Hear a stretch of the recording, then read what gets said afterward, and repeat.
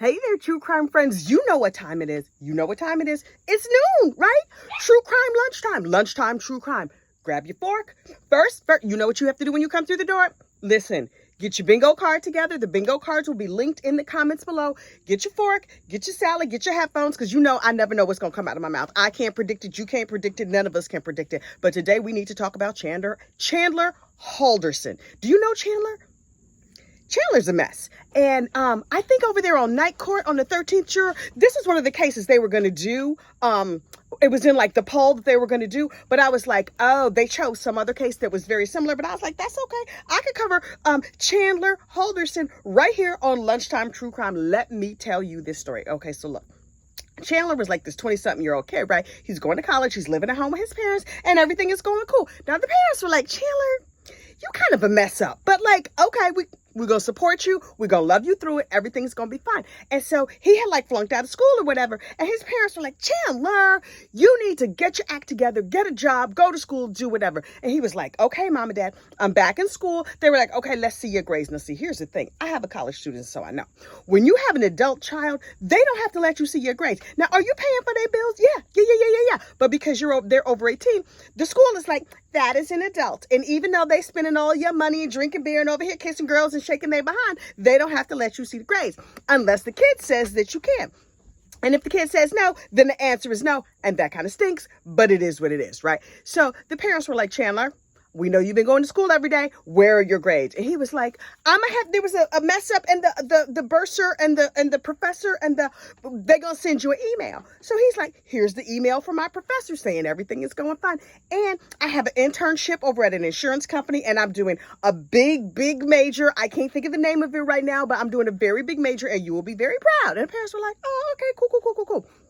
So he was like, also, I've been hanging out with my girlfriend, and I got a job at SpaceX. You know, Elon Musk and all of that. I got a job at SpaceX. So, like, everything is going good. And the parents are like, we misjudged. His act right has now been fully installed, and he's going to make us so proud. Oh, my goodness. But one more quick thing. Can the school send us a follow-up email just to confirm? And he was like, I'm going to have to, in a minute, okay? In a minute. So then one day his parents disappear, and everybody was like, wait, what are their names?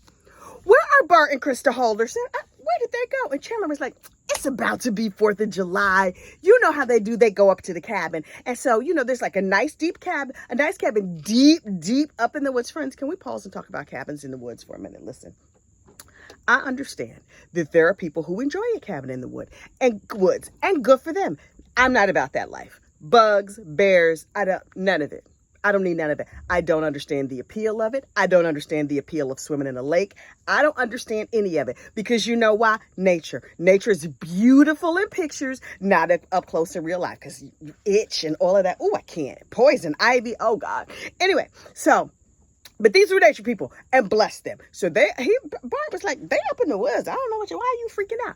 And so people were like, oh, okay. So the weekend ends. As an aside, it was 4th of July weekend, right?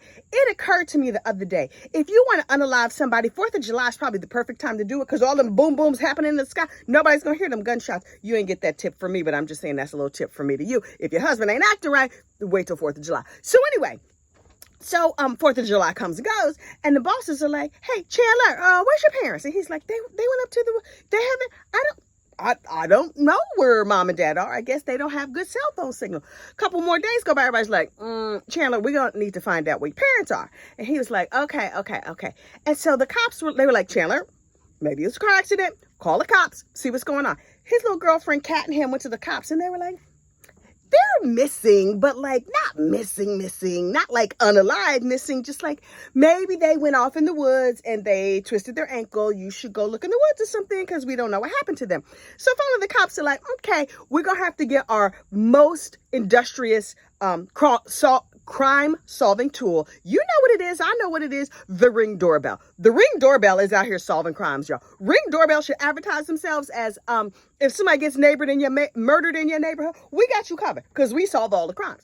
So the cops was like, okay, let's look at all the Ring doorbells all up and down the block. And then Chandler's like, y'all look up in the woods. I'm gonna go knock on everybody's door and see who has a Ring doorbell, so I can maybe so I can check with those neighbors and make sure everything is okay. So on the show, 48 hours. Now listen, if you on 48 hours, you know somebody dead. Like it didn't go good. Somebody is dead. And so the 48 hours had all the Ring doorbell footage of Chandler. Hey, have you seen, knock, knock, knock. Have you seen my mom and dad, Bart and Krista? They're very lovely people. Everybody likes them except for maybe not me, but okay, whatever. And so we got all the Ring doorbell footage.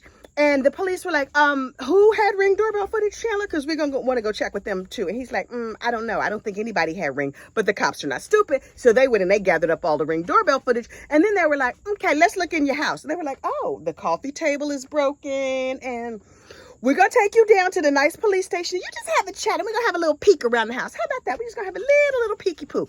So they sprayed the luminol all around. And they were like, oh, look, everything lights up like blood and evidence of cleaning. And it was 4th of July, which means it was July, but why was there a fire in the fireplace? What is going on? Why is the coffee table broken? This boy is shady. So now we got to do some more investigation.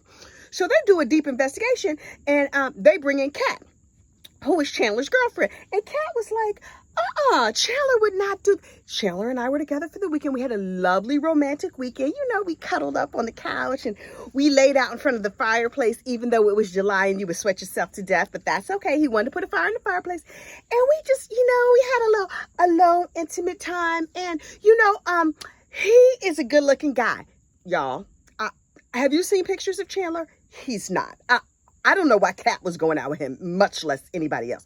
Apparently, he used to cheat on Kat all the time. But Kat was like, I trust him, but I'm just going to track him on my little phone app here. Let me see. Okay, Snapchat. So I have a map. Here's my map of all the different places that he went that weekend to show that he didn't do anything. See, the cops were like, thank you so much. So they take the little Snapchat. Then they were like, okay, we see Chandler up here in the woods, and we see him in this suspicious location, that suspicious location. Krista, Kat, go back and tell us what your weekend was like. She was like, well, he asked me to bring some bleach and some cleaning supplies and to come to his house. And then we had a nice, intimate, cozy weekend. And the cops were like, right. What did you clean up? And she was like, oh, all the blood that was all over. There was just a mess because he cut his finger on broken glass. And they were like, oh, okay. So you helped clean up. Do you still have the rags? Do you? Okay. Cool. Listen, we're going to need you to sit right here in case we need to put you in handcuffs or take you over to the nervous hospital because, girl, it's not going to go good for you at all. So finally, they were like, Chandler, your girlfriend Krista gave us this handy dandy map that showed you was off in the woods someplace. And we found the blood and we found all the other stuff. And he was like, okay, I confess. Sometimes I cheat on Krista. And they were like, He's like, but you see, I'm a good looking guy and lots of women want me. Who these women are, I do not know because I saw this boy. He looked like a string bean with a little, his mustache looked like this. Like it was not cute. It did not even approach cute. But listen, some women have no taste. He got a cat. So, okay, whatever. And so they were like, tell us about your trips to the woods. Tell us about the blood on the floor. Tell us about the fireplace in July. He was like, okay, so,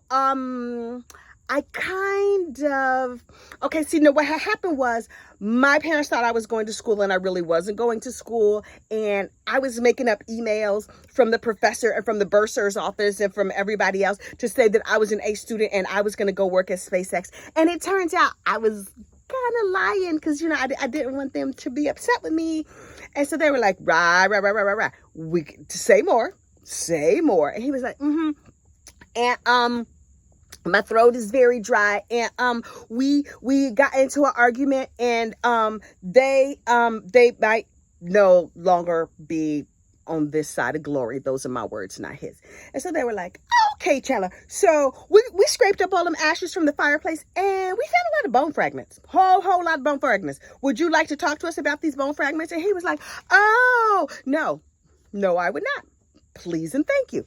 So, of course, it goes to trial and Kat gets up there and she's crying. She's like, and we did the oochie coochie right there on the floor. And what apparently was his parents' death scene. I didn't know he was going to kill these folks. Plus, I thought he was very cute. Turns out he's cute with the pencil mustache, but he don't have nothing else going for him. But oh my goodness. And how could he? And I can't believe it. And the Snapchat and blah, blah, blah. So they were like, okay, we have all the evidence. We have all the bone fragments. how did this, the defense attorney was like, the state has not proven anything. Yes, they proved that he was there when they were unalive. And yes, there were bone fragments in the fireplace. And yes, he set the fire. And yes, he was at the place where the bodies were found, but we don't think you proved a thing. And so the jury was like, okay, we're going to go deliberate. And in the hallway, halfway to the jury room, they're like, hey, you want to take a quick, you got guilt. Okay. So before they could even close the jury room door, they were like, how do we let them know? Ring a buzzer? Like, what is it? One long ring? Okay. Ring. Yeah. We have the verdict. It's fine. So after 35 seconds of deliberating, they were like, we come back and we say like, guilty. So they were like, okay, great. So they give, the penalty phase, whatever. He gets LWOP, life without possibility of parole. So they were just like, okay, Chandler, would you like to say anything? Chandler was like, I am a sociopath. I'm summarizing, of course. I am a sociopath, and this is what I would like to say. I plan to appeal this case, and if any lawyers watching this would like to represent me, I'm going to need representation, because you see my other lawyers, they didn't put up anything, and I'm clearly a homicidal maniac. So if you are in the business of making a big name for yourself and defending homicidal maniacs, you should get my number, get my Snapchat. I prefer a lady because I'm cute, and I know the lady lawyers will really enjoy me. But yeah, not guilty. Oh, y'all found me guilty? Okay, I'm gonna appeal. Okay, thank you, and have a nice day. And are the news stations covering this? Which news stations are covered? All of them? All of them are covered? Oh, okay, great. We got this. And so everybody was like, okay. So then Dateline and 48 Hours and everybody else swooped in and told this story in much more detail. They probably used more accuracy than me, but I just gave y'all the spirit of what had happened. This boy done killed his parents and cut him into pieces and told everybody he was going to go work for Elon Musk, which, why would you want to do that? But okay, whatever. And he's in jail now. So I hope you enjoyed your lunch. I need to... Child, there's a story where some trees gave up a DNA test and captured the killer, and I need to go talk to those trees. Okay, y'all have a great day, and I will talk to you later. Bye.